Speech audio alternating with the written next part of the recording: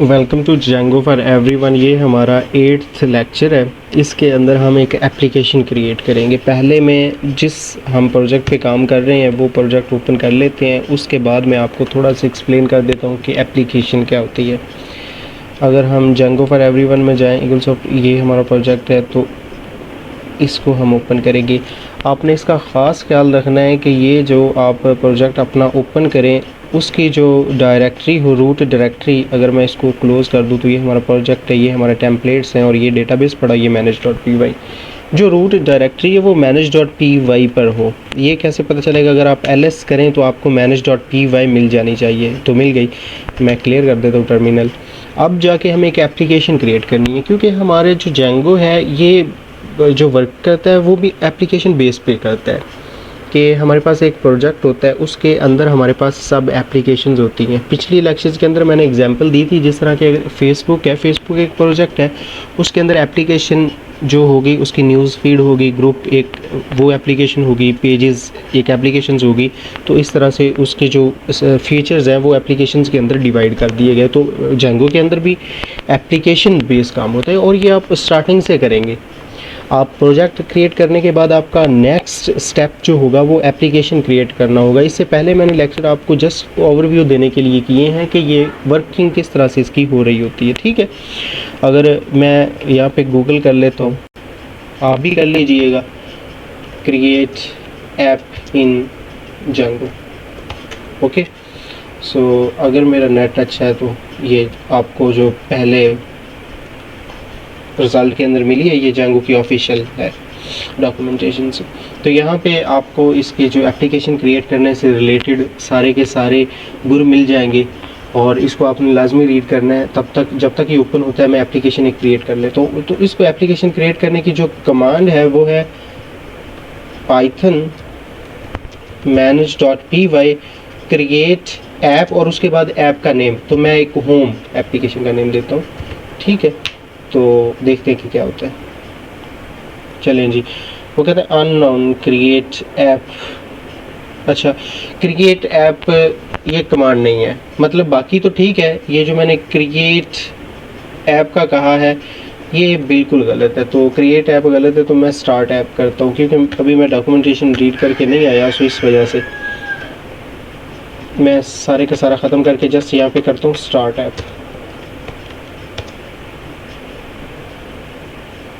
चलें अब इंटर करते हैं। तो स्टार्ट ऐप था जबकि क्रिएट ऐप नहीं था। ओके, सो अब मैं क्लियर कर देता हूँ टर्मिनल, इसको किल किया। तो आप देखेंगे यहाँ पे हमारे पास एक होम की एप्लीकेशन बन चुकी है, जिसके अंदर उसकी अपनी माइग्रेशंस है, एडमिन पैनल है, ऐप्स है, मॉडल्स हैं, टेस्ट है, व्यूज़ है। ओके, तो एप्लीकेशन तो आपके पास क्रिएट हो गई। अगर आपने अगेन कोई और एप्लीकेशन क्रिएट करनी है तो वो भी कर सकते हैं। एक प्रोजेक्ट के अंदर एक से ज़्यादा एप्लीकेशन हो सकती हैं। ओके, सो फिर आप वही करेंगे, python manage.py और स्टार्ट ऐप और उसके बाद ब्लॉग, ये दूसरी एप्लीकेशन हम क्रिएट कर लेंगे। वो कहते हैं स्टार्ट ऐप, फिर मिस्टेक की है हमने। तो अब जाके हमारे पास एक एप्लीकेशन और क्रिएट होगी जो कि ब्लॉग है और इसके अंदर वो सारी वही चीज़ें हैं। अगेन हम अगर इसको एग्जीक्यूट करना चाहें तो कर सकते हैं। बहरहाल ये हमारा ईगलसॉफ्ट का प्रोजेक्ट था, बल्कि ये नहीं, ये हमारा प्रोजेक्ट मतलब ये सब फोल्डर है, उसके अंदर सेकंड फोल्डर के अंदर ये हमारा प्रोजेक्ट है। उसके अंदर हमारे पास दो एप्लीकेशंस हैं, एक ब्लॉग की है और दूसरी होम की है, ठीक है। और इसी तरह से ये और भी एप्लीकेशंस हो सकती हैं एक प्रोजेक्ट के अंदर। ओके, अब आपने एप्लीकेशन क्रिएट कर ली, तो इन एप्लीकेशंस को आप सेटिंग्स के अंदर जाके रजिस्टर करेंगे, इंस्टॉल्ड एप्स। ओके, और यहाँ पे जाके आप रजिस्टर करेंगे।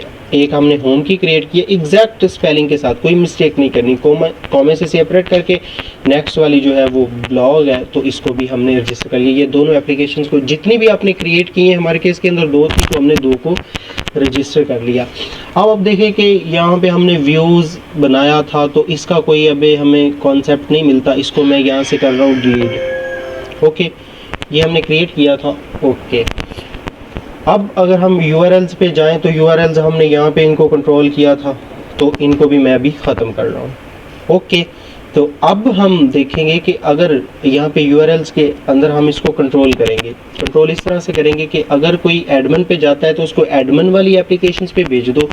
उसके साथ अगर यहाँ पे आप देखेंगे कि थोड़ा सा कमेंट्स के अंदर add URL to URL pattern, तो यहाँ पे आप इसको कॉपी कर लें। ये कमेंट्स जो है इसके अंदर काफ़ी सारी इन्फॉर्मेशन दी गई है, मैं इसको यूज़ कर लूँगा, आप भी इसको रीड कर लीजिएगा। उन्होंने कहा था कि इंक्लूड अनदर यूआरएल कॉन्फ़िग, अगर आप कोई और यूआरएल को कॉन्फ़िग करना चाहते हैं, मतलब कि अगर कोई एक पाथ पे आता है तो उसको आप एक स्पेसिफिक एप्लीकेशन के अंदर भेजना चाहते हैं, तो आप यहाँ पे देखेंगे कि हम यहाँ पे डिफ़ाइन करते हैं कि अगर कोई वैसे ही अपने यूआरएल के अंदर कुछ भी ऐड नहीं करता तो उसको फिर कहाँ पे भेज दो, होम पे, ठीक है ना, home.urls। अगर आप होम पे आएँ तो होम के अंदर यहाँ पे अभी तक यूआरएल्स नहीं है, यूआरएल्स हम क्रिएट करेंगे, लेकिन हमने कहा कि अगर यहाँ पे कुछ भी ना हो तो आप उसको home.urls पे भेज दो। और एक यहाँ पे एरर दे रहा है कि वो कह रहा है कि इसको इंक्लूड करो, इसको इंपोर्ट करना है हमने। तो इंपोर्ट करने के लिए या तो आप क्विक इसको फिक्स कर सकते हैं, या फिर आप यहाँ पे django.urls जहाँ पे पाथ इंक्लूड किया है वहाँ पे ही जाके आप इंक्लूड को भी इंपोर्ट कर लेंगे। तो अब ये एरर ख़त्म हो गया। तो अब अगर कोई यूआरएल के अंदर एडमिन देता है तो उसको एडमिन पर भेज दो। अगर कोई यूआरएल के अंदर कुछ भी ऐड नहीं करता, रूट डायरेक्टरी पे आता, तो फिर उसको होम वाली एप्लीकेशन, ये जो हमारी home.urls है, इस पे भेजो। और अभी मैं इसको जाके ख़त्म कर देता हूँ या इस पूरे के पूरे को कॉपी करता हूँ, और अगर हम होम पे जाएँ ना तो ये हमारी एप्लीकेशन है, और इसके अंदर अगर हम यूआरएल को देखें तो यूआरएल तो है ही नहीं। तो यहाँ पे हम कह के आए थे, अगर हम यूआरएल्स पे जाएँ तो हमने कहा था कि home.urls पे जाना है, लेकिन वहाँ पे तो यूआरएल्स है नहीं, फिर हम यहाँ पे जाके क्रिएट करेंगे। सो अगेन यहाँ पर आपने सिलेक्शन रखनी है, उसके बाद एक न्यू फाइल क्रिएट करनी है urls.py, और वो जो सारी फाइल कॉपी की है ना मैं वो पेस्ट कर रहा हूँ यहाँ पे। और ये कमेंट्स जो हैं अभी हम इनको निकाल देते हैं, इनकी ज़रूरत नहीं है, चलें फिल वक्त के लिए अभी रख लेते हैं थोड़ी देर, मैं इनको यूज़ करने के बाद फिर ख़त्म कर दूँगा। तो आप यहाँ पे अगर आए तो अगेन अब हमें पाथ डिफाइन करना पड़ेगा। अगर वो यूआरएल कुछ भी नहीं है तो वो होम पे आएगा, और होम के बाद भी अगर कुछ भी नहीं है तो फिर views.index। ओके, तो व्यूज़ के अंदर इंडेक्स वाला जो है आपने इसको एक्सेस करना है अगर यहाँ पे कुछ भी नहीं है। उसके साथ अभी एक तीसरा आर्गूमेंट्स भी देते हैं, लेकिन फिल वक्त के लिए मैं उसको यूज़ नहीं कर रहा। बाकी जो अब है इसको हम निकाल देते हैं, कमेंट्स जो थे। ओके, तो अब अगेन आप इसको समझ लें कि अगर कोई प्रोजेक्ट पे आता है, प्रोजेक्ट के अंदर यूआरएल्स पे आएगा, उसके अंदर यूआरएल्स पे कुछ भी नहीं है, तो हमने कहा कि home.urls को जाके तंग करो। अगर home.urls पे आया और यहाँ पे हमने डिफ़ाइन किया कि पाथ के अंदर अगर फिर भी कुछ नहीं है तो फिर views.index पे जाओ, और यहाँ पे इसका व्यूज़ है, और यहाँ पे जाके हम एक फंक्शन बना लेते हैं def index, और ये लेगा बाय डिफ़ॉल्ट रिक्वेस्ट, और उसके साथ ही हम इसको रिटर्न करवा देंगे रेंडर। ओके, सो रेंडर करवाएंगे रिक्वेस्ट, एक आर्गूमेंट्स हम पास करेंगे, उसके साथ अगेन दूसरा जो है वो home.html। ओके, अगर हम टेम्पलेट्स के अंदर, ये ऑलरेडी हमारे पास पड़े हैं, अगर आप यहाँ पे टेम्पलेट्स के अंदर देखें तो इंडेक्स है, होम नहीं है, तो हम इसको इंडेक्स कर देते हैं, index.html। ओके, सो यहाँ पे ये हमारा इंडेक्स जाएगा। या आप ऐसा भी कर सकते हैं कि यहाँ पे एक और फोल्डर बना लें और उसके अंदर फिर ये होम वाली एक अलग एप्लीकेशन के लिए आप अलग करना चाहते तो वो भी आप कर सकते हैं। ओके, अच्छा, तो यहाँ पे अगर अब मैं इसको एग्जीक्यूट करके देख ले तो क्या ये वर्किंग के अंदर है भी या नहीं। सो टर्मिनल ओपन किया, पाइथन manage.py और रन सर्वर। अच्छा जी, तो व्यूज़ फ्रॉम इक्वल्स ऑफ, अच्छा can not import name views. अच्छा, यहाँ पे ये एक एरर आया है, और एरर ये है, मैं आपको बता देता हूँ। अगर हम ब्लॉग पे जाएं और ब्लॉग पे यूआरएल्स पे जाएं तो यहाँ पे हमने ना फ्रॉम डॉट इम्पोर्ट व्यूज़ किया था, यहाँ पे व्यूज़ है ही नहीं, तो फिर हमने इंपोर्ट इसको कैसे कर रहे हैं जब कोई चीज़ मौजूद ही नहीं है, तो इसको इंपोर्ट कैसे करें। पहले तो कर रहा था ना, यहाँ से हमने इसको रिमूव कर दिया, सो इस वजह से अब वो वर्किंग के अंदर नहीं है। सो ये उसने एरर दिया था और अब उसने सर्वर को रीलोड भी कर दिया। हो सकता है आपके केस के अंदर फिर ये रीलोड ना करे, तो आप इसको बंद करके Ctrl+C करेंगे, बंद करके इसको ओपन कर लेंगे। अब वो कहता है कि ये वाला जो है ना ये एग्जिस्ट ही नहीं करता। सो IDIX मैंने कर दिया, जबकि है ये इंडेक्स, यहाँ पे देखें तो आप इंडेक्स है। अगेन अब रीलोड में भी हो में भी ना हो तो हो गया। अब अगर इसको रिफ़्रेश करेंगे तो this is home page of our project और वेलकम हेयर। इसने इस टेम्पलेट्स को, अगर हम टेम्पलेट्स के अंदर देखें तो इसको एक्सेस जो था तो यहाँ पे रेंडर करवा दिया। ओके, इसके साथ मैं अब एक और यहाँ पे फोल्डर बनाता हूँ और यहाँ पे इसको कर देता हूँ होम। ओके, अब ये जो सारे के सारे होम वाले टेम्पलेट्स होंगे इनको मैं मूव करके होम के अंदर छोड़ दूंगा। यहाँ पे मूव हेयर, तो अब सारे के सारे होम के अंदर गए। अब यहाँ पे एक और बना लेंगे ब्लॉग के लिए, क्योंकि टेम्पलेट्स अलग अलग हो जाए। तो ब्लॉग, ये एक फ़ोल्डर बन गया। अब ब्लॉग के अंदर कुछ नहीं है, होम के अंदर 3 है। और अगर आप यहाँ पे व्यूज़ के अंदर देखें तो हमने जस्ट index.html कहा है, जिसका कोई सेंस नहीं बनती।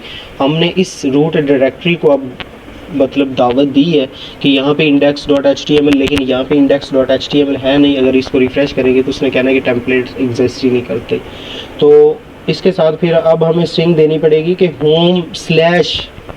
होम के अंदर जाओ और वहाँ पे /इंडेक्स। अब ये दोनों सेपरेट हो गए और अब हम इनके अंदर जो है वो डिफरेंस भी रख सकते हैं और ये इजी टू यूज़ है।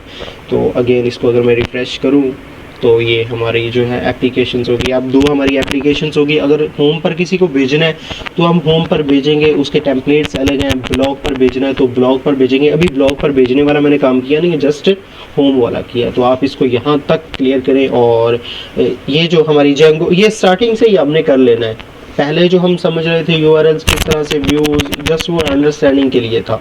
अब हमारा नेक्स्ट, जब हम पहले प्रोजेक्ट को क्रिएट कर लेते हैं, नेक्स्ट स्टेप हमारा एप्लीकेशन क्रिएट करना होगा। सो ओके, सो यहाँ तक आप करें। अगर कोई क्वेश्चन है तो आप ग्रुप में छोड़ दें या फिर जो लाइव डिस्कशन होगी वहाँ पर डिस्कस कर लें।